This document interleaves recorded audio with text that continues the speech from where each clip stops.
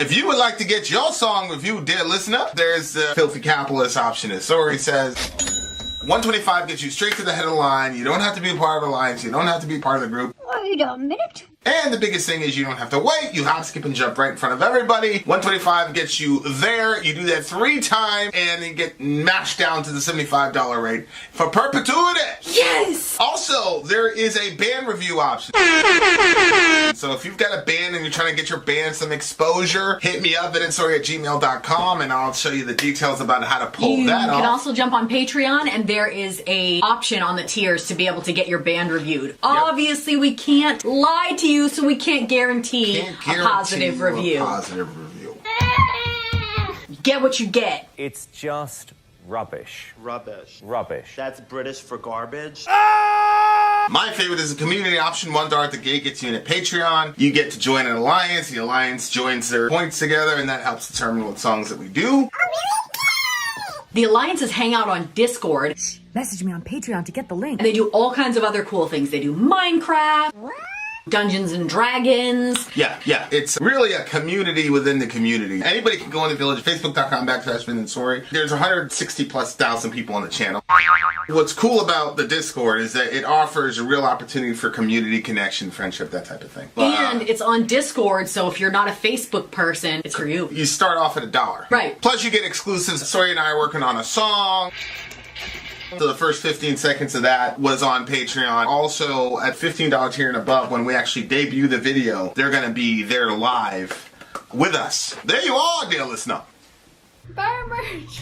Buy merch indeed. Chow shall lead them. Okay, this is the craziest stream that we've had thus far. Thus far. Is Cold even here? He was. But he got his booster vaccination today, so he might not be feeling super awesome. Anyway, so Cult of Luna is okay. So anyway, we had Code Slammer bought 10 songs and wanted it donated to the village for Christmas. That's Vin's fault. No, I'm just kidding. So here we are. We're doing the stream now. So we went through the comment section, and the songs that got the most likes were the ones that got picked. So up next, there we go. Code Slammer's right there. He says, he's like the ocean. And then he says, it is I. There he goes. I am here. It is I. We've got a friend that says things like that in real parlance. My rap. So the next song that's up is Cult of Luna Finland. Melkor is the one that asked for this one, and he got his buddies or his villagers to like that comment, and so that's why it's here on the list. All right, Cult of Luna Finland, let's go.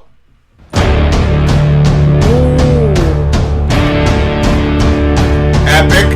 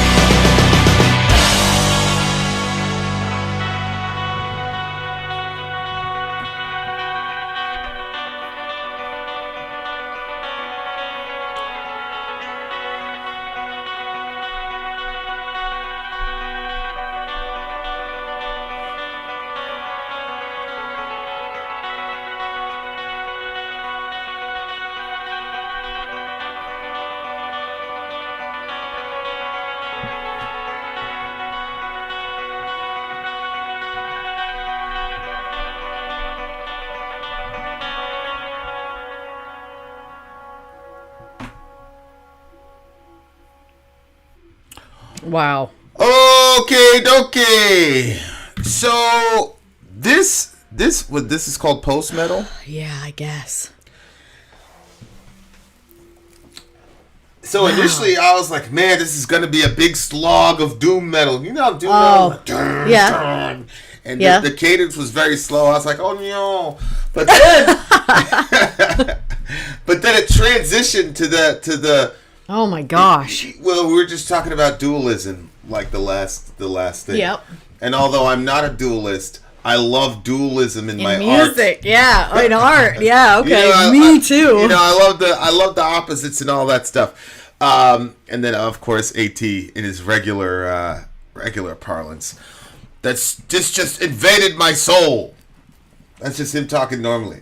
This is my guy. He texts me every once in a while. Yeah, he's a deep brother. But very rarely does he text me. But when he does, I appreciate it. So yeah. Initially, I was like, oh god. I think Doom is probably like old school Doom. Yeah. It's probably my least favorite genre. Oh, okay. All right.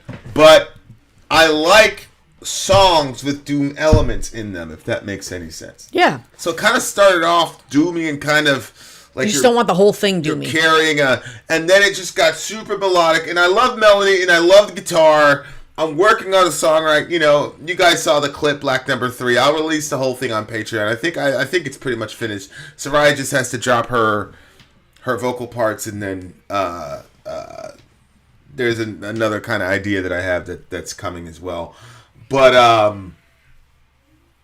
I just love melodic guitars and contrasted with you know the heavy stuff. Yeah, I'd agree with that. So they just did a really good job where they just, and the song structure was pretty unique. It was a pretty unique song structure. It really was. We've listened to, like I said, 2,700 songs. And, verse, chorus, verse, chorus, verse, middle, blah, blah, blah. Some little variation here and there, but this one was really, I don't know, I like it when folks deviate from standard song structures. Yep. Because it to me, it's like, oh, okay, this is cool. This is different. You know what I'm saying? And it also, I don't know if I'm right. I mean, there's a balance somewhere, because if it's just a bunch of segments of a song strewn together, it's kind of chaos.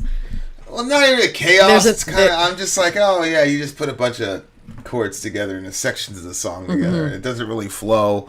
It's one of the things I'm struggling with the song that I'm working on. We'll talk about it later. But like, so I don't like that. I but there was still a structure to the song. It was amoeba-like, but if you listen to the song, there's still a structure to the song. But they were giving a lot of room for the musicianship to play, and that's one of the things that I really, really love about bands like this.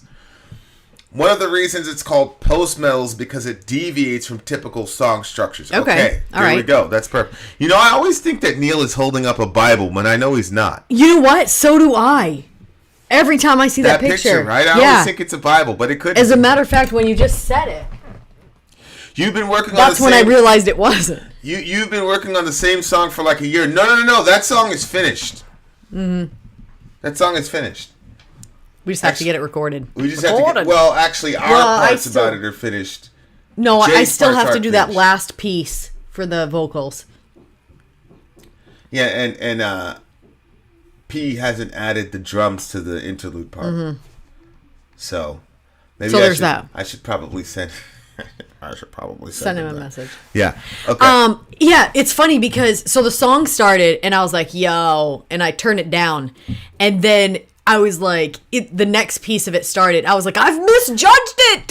And I turned it up. And I was really, really feeling, and his vocal style, it had that desperate sort of sound to it. Like it was really coming from somewhere deep. And that to me is like the sound of the vocal style.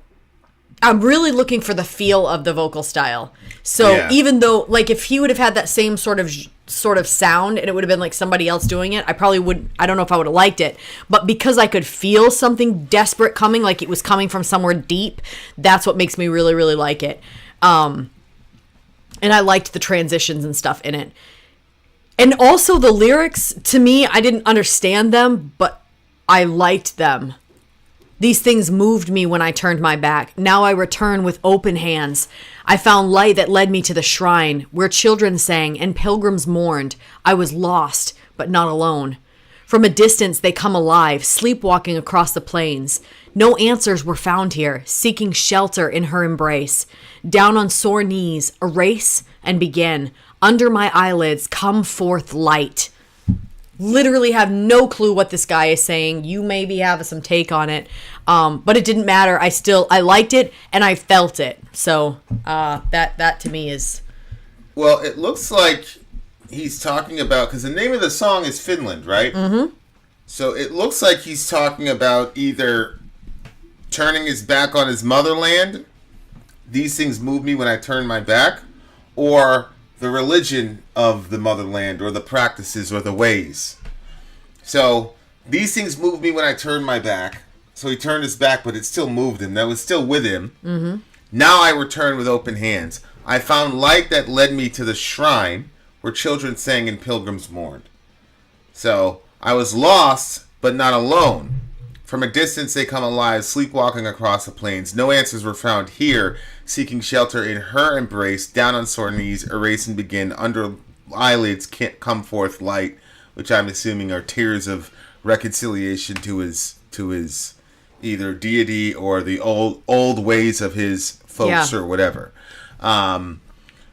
Prague Pro 96 says this song is also part of a concept album, Somewhere Along the Highway, which might provide more context.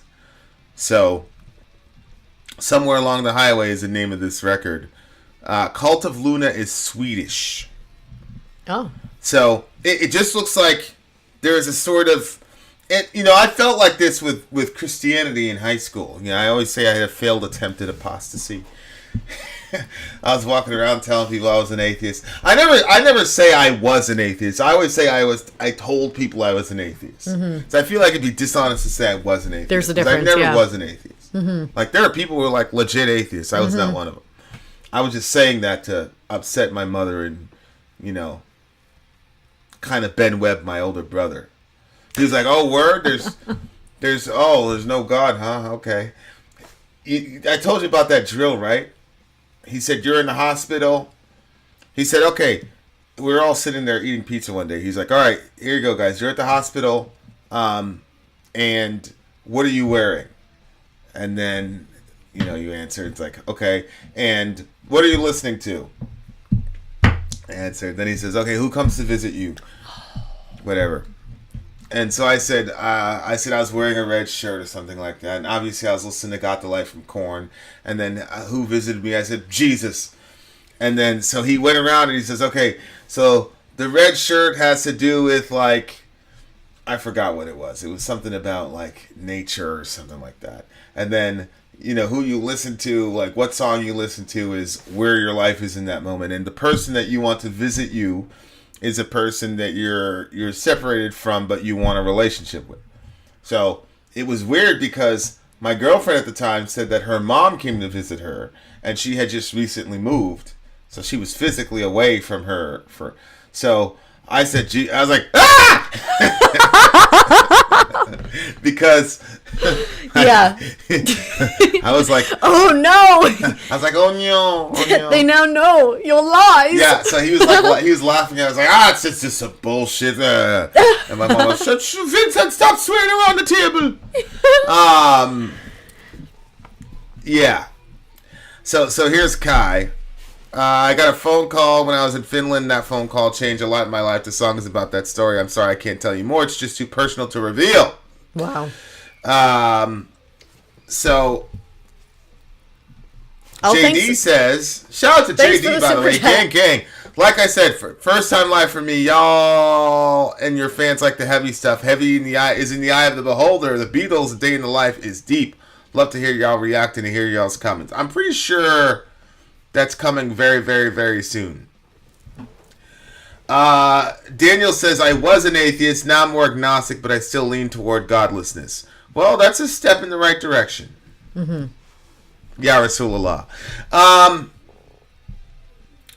I looked it up, and the theme of the album is male loneliness. Oh. That is important. Male loneliness. That's a very important topic that almost never gets talked about. It was a life-changing moment. Yeah, the lyrics are about that. And also, the first riff that you hear was written during our stay in Finland. And then it went under the name the Finland Rift, hence the term Finland. So, yeah, he's going to be very vague about it because it was a life-changing phone call that he received. And that's all he's going to say. Mm-hmm. I'm just agno confused. Hare Krishna. Okay, so yeah, to me, you know, the homeboy's not going to give us any more context, and I respect the hell out of that. To me, that was about my story of like coming back to, coming back to myself, really. Mm-hmm. You know, where Jesus says that the prodigal came back to his senses. I said, what the hell am I doing here? You know what I'm saying? Like, there's riches in Christ, Paul said. But yeah, like there's a lot of people who have experiences with that. You know what I'm saying? Mm. And you know, returning with open hands and all the rest of it. It's what's going on with you? I've been thinking a lot about the story of the prodigal son, and I can't get over the fact that Jesus told that story, and when he talked about the son returning home, obviously it was like an allegory. It was a story that was meant to tell another story, and so it's about a father that has two sons, and one of the sons doesn't want to stay in his father's house anymore. He's like, just give me the money that I'm gonna have for my future, and I'm leaving. And so the dad says he doesn't fight him on it. He gives him the money. And back in that time period, they didn't have money. What they had was land and animals. So for the father to make that decision at that point, that was going to cut his stock in half, and it was going to cut his land in half, which was actually going to really negatively affect the father within his lifetime. So he cuts it in half, he sells it off, and he gives the kid the money, and the kid goes off, and he's just, you know, a typical young person that doesn't realize the value of all that his father had. And so he wastes the money on, you know, just living recklessly. And he runs out of all the money. And then he's like, yo, now what am I going to do? Now he has to live. So he goes and he works for this farmer, and like the Jews and how they felt about pigs, like that was like completely unclean. And he knows he's feeding the pigs, and he starts taking the pig's food, which, if you know anything about pigs and what people feed pigs, it's absolutely disgusting. And so he's eating that, and as he's eating it, he thinks, well, this is crazy. Even my father's hired hands live better than this. So he said, I'm better off just to go back to my father's house. It's such an emotional story to me. He said, I'm better off to go back to my father's house and just work as a servant for my father. And so he comes, and it says that the father saw him in the distance, and you got to know that they've got land. And so for the father to see him in the distance, the father must have been looking a lot to see him when he was coming back. And so the father sees him, and like, if you were a rich person, or, you know, you had any sort of clout about you, you're not going to run. You know, they wore long garments at that time. So for a man to run, he had to lift his garment and run. And so it was completely undignified. And he sees his son far off, and he does that. He pulls it up, and he runs to his son, and he brings him back, and then he celebrates with him, and he throws a feast for him, and he doesn't treat his son like, you know, it doesn't even say, he said, you know, you made some really poor decisions. You know what I mean? Like, the son already knows that he made bad decisions. And so he just brings him home, and you can just see like the celebration, like the father throws a party and like slaughters their fattened calf, which, you know, he more money goes out the window for this kid, you know? And just the idea, like, so when I think about that, and this song did make me think about it, like, even though I didn't understand what the lyrics were saying, it still had a meaning to me. And so when he said, I found light that led me to the shrine where people sang and pilgrims mourned, like to me it was, the person coming back to what they had left behind. And so I thought about the prodigal son and how, like, I think, like the previous review we were talking about it, and we were talking about like negative decisions and making poor decisions and like embracing vengeance or not keeping your mind where it needs to be and just like slipping into depression and stuff like that. But I feel like I'm on this journey where I'm going back home, and it's like a really, really, really cool journey just to think like, because I guess I always thought that going back home or going back to the roots of like my religion would be like, I don't know, like I've always had like this view of God, like he was kind of like, not Jesus. I always felt like Jesus was a very like, like he was the softer side. Well, my parents had this funny role. Like my dad was the one that put the rules and my mom was the one that kind of like smoothed stuff over. So like Jesus was like my mom and like my dad would be like God the Father and he's always like with the rules, So I felt like that, but it wasn't like that at all. Like when I made the decision where I was like, I'm forget this. I'm going back home. And like it's just been like I feel like that. Like I feel like the God of my religion ran to me. And so this song was like, and the way that he was singing it, like that, like sort of desperation with it, like I kind of hit that point where I was like, I can't keep doing this on my own. Like I feel like I'm shipwrecking everything. Like I feel like I can't keep, I can't do this. And so I went back, and then when it says down on sore knees, to me that was like, maybe the person was like the prodigal son. He was like working the pigsty, like he probably, like he's probably down on his hands and knees doing different stuff, but then he comes home. Like to me, the sore knees could also be like, like kneeling back in the presence of not your father, but in the presence of your God. Erase and begin, under my eyelids come forth light. So that was like a cool part too, because it was like everything that's done before doesn't, the shame or the guilt or the failures of yesterday don't have to move into today if you're actually saying, like I want to begin and I want to move forward. So yeah, like when yesterday's failures come to me, I say, well, you know what, like I'm not a perfect person and we all know that. And so just moving into that, and then under my eyelids come forth light. To me, like under my eyelids, that's like in your eyes. So it's like from within the person, light was coming forth and going out, which is totally crazy because that's like, I don't know, like first there was a light that led him to the shrine, but then from within him comes that light. So seems like the guy really found. That was very beautiful. I just want to point out Amy Lee's racism. Oh no! Only on this channel. Swedish band, white people. Croatian flag, white people. American crying, white people. And then I get left out. The Jamaican gets left out. Oh no! Racism.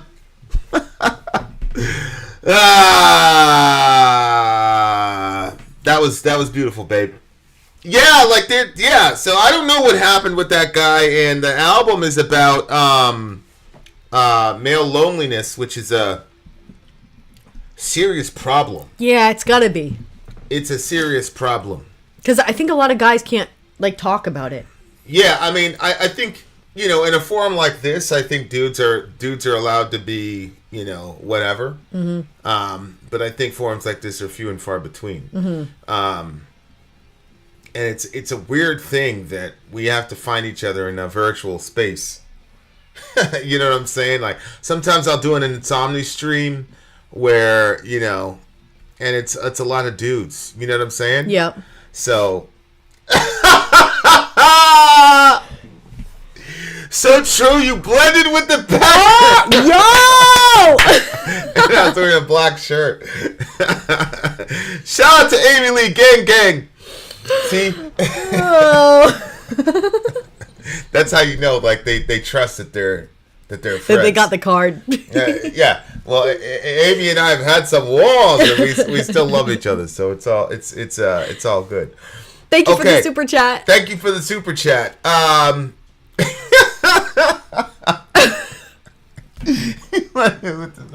have lied to him, bitch. Nice try. But shout out to the Croatian flag. Gang, gang. Yeah, really good song, and like all good art, you know, like number one, it hits you in the chest, but number two, it really, you can interpret it so many different ways. Mm-hmm. For sure. Mm-hmm. Nearly 3 o'clock in the morning, just fought with my aunt about the death of her sister, my mom, who killed herself 21 years ago. I need some relief. Whoa. And that's why we're here, Andy. Yep. Look, anytime you guys share that crazy, hard shit that you go through in your life, it's a big honor to us. Mm-hmm. You know, and it's a bet that you're gonna run into people that are gonna do their best to understand you and love you for the time that we all have together. So I respect the hell out of you for that. Why'd you do that? Mark's melting down.